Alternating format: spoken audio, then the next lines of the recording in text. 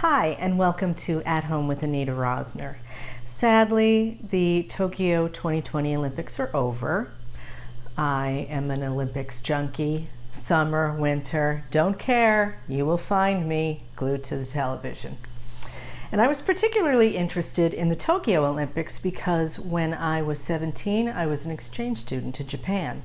And it inspired me to make one of my all-time favorite Japanese dishes, Chawanmushi.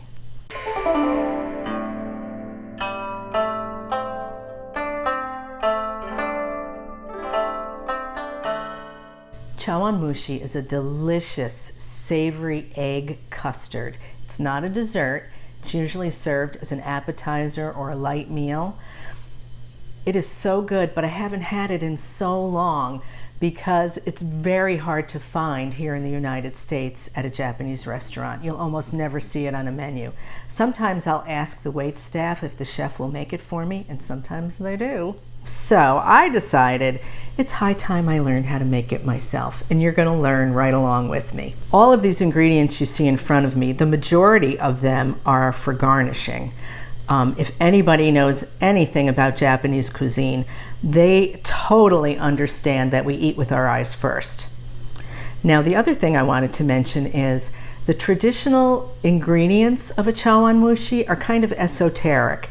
And unless you have access to an Asian market, you're not going to find them. So I've developed a recipe with ingredients that you can find in any supermarket. So let's get started. You will need 3 large eggs, 1 1/3 cups mushroom broth, a 1/4 teaspoon of oyster sauce or fish sauce, 1/2 teaspoon of soy sauce, 1 teaspoon of mirin or rice wine vinegar, 3 to 4 large cooked shrimp, 1 carrot, 1 to 2 large shiitake mushroom caps, 1 scallion, and salmon roe. One of the great things about chawanmushi is you can get creative with it. You can make it with beef, you can make it with chicken, you can make it with pork. I'm making it with shrimp and shiitake mushrooms, and I want to prepare my garnishes first. So I just cut the shrimp in half. This is cooked shrimp, tails off, deveined, cleaned, the whole shebang. Then I sliced a shiitake mushroom cap into thin slivers. And for the carrot, I'm using this carrot because the color is so beautiful. I just want to make some thin slivers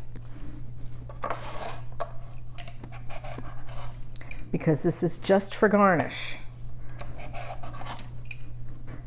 So now I'm taking the green part of a scallion and I'm just cutting it on the diagonal, nice and thin.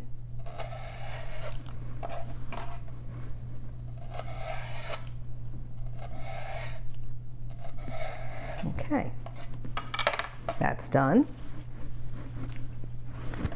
So we have our garnishes, and let's prepare our custard. This egg custard is silky smooth. We don't want the eggs to be fluffy, so we do not want to whisk them. So don't use a whisk, don't use a fork, use chopsticks.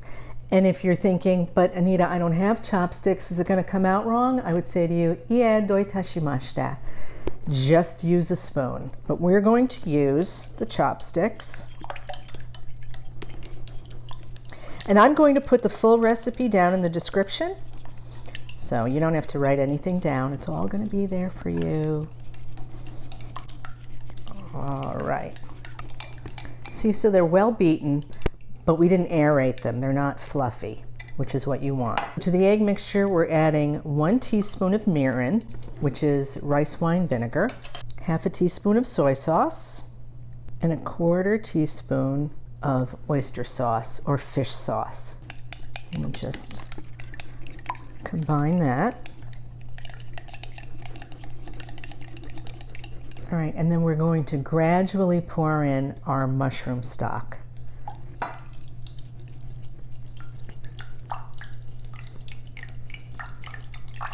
Now, to make sure we achieve that silky texture, we're just going to strain it.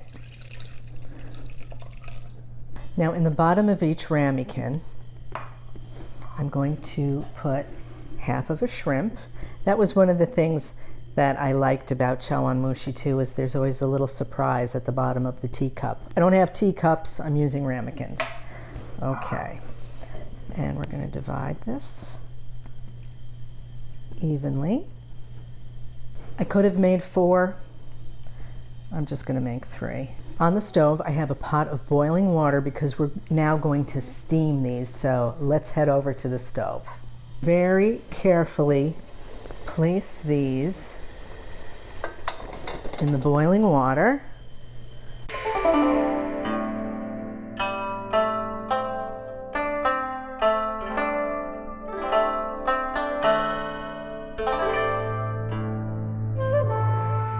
Reduce the heat to low and cover. And you want to wrap the lid of the pot with a dish towel so that the condensed water doesn't drip down on top of the custard. Now leave this for 5 minutes. After 5 minutes, remove the lid and dress each one with your garnish however you like.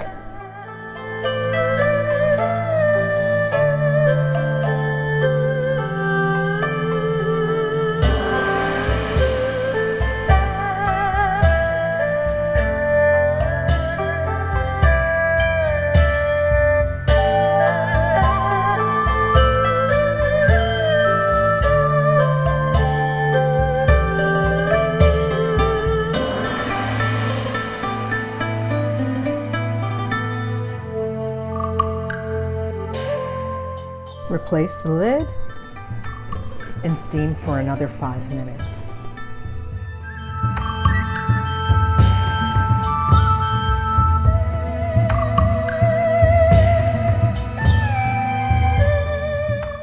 You can wait for the water to cool before you take them out, or you can take them out very carefully with tongs.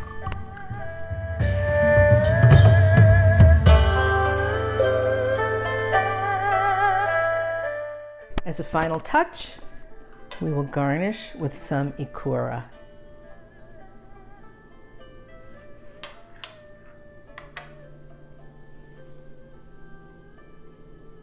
Look how pretty.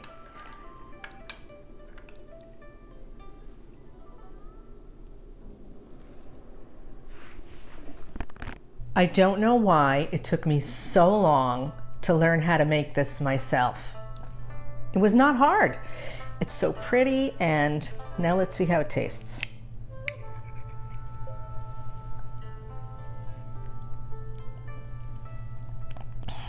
We nailed it, kids. It's perfect. If you like this video, please give me a thumbs up and become a subscriber, because I would love to see you again right here at home with Anita Rosner.